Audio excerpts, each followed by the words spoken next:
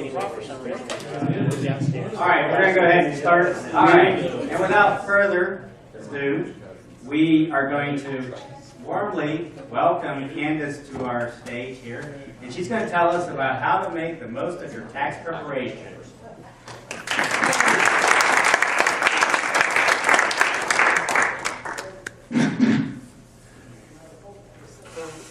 Okay, public announcement.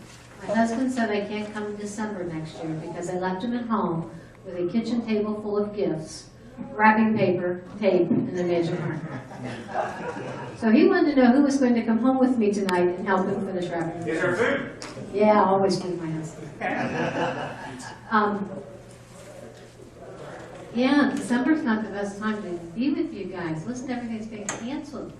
You guys don't have a life? You don't have a wife making you rap or bake tonight? We came to see you. Came to see me. Thank you, Scott. I'm going to take my time. I'm going to divide it into two parts tonight. The first, I'm going to talk about what's happened this past year. IRS, State of Ohio, tax board, things of that nature, as it involves real estate investors.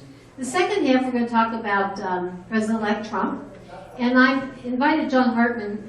We do a lot of work together, and in his other gig, other than being a real estate investor, he does financial planning, insurance counseling, things of that nature. Because what you're going to see from the analysis of the Trump tax proposals, they go far more reaching as far as what you need to consider other than just your tax return.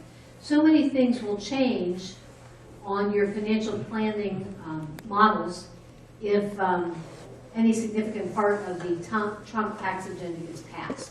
So John, if you'll come up and join me in the second half, I'll give you a signal. Okay. The first part I'm going to cover is off the handout. I want to talk about IRS, what they've been doing. And the IRS continues to audit with a vengeance the passive activity loss rules. And as you know, and I've said before, this was a law that was passed in 1986. It took them 30 years to get it right, to understand it. And once they understood it, they realized that taxpayers too were confused, and it was a big area of abuse. So they are auditing. I want to talk about the several components that they are looking at aggressively. First of all, how many of us have a day gig other than real estate? Okay, so the first part impacts material participation, impacts you. If you are not a real estate professional, in order to be able to deduct any of your rental losses, you have to materially participate. If you materially participate, you can deduct up to $25,000 of your losses, assuming your adjusted gross income is under $100,000.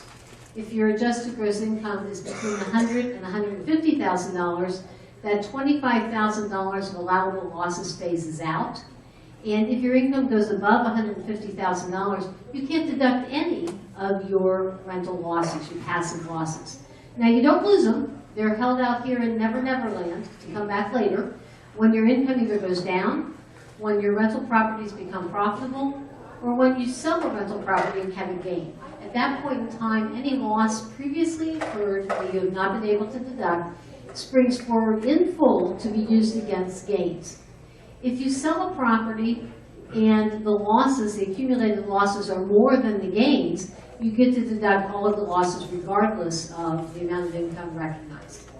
But many people don't understand what does material participation mean. So what I did was I outlined it for you, the 6 tests. The first is that you work more than 500 hours in the activity.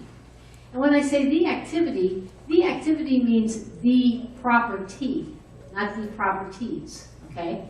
So there is the ability to combine properties, but initially the rule is, in order to be considered active, you have to spend at least 500 hours working in the rental activity.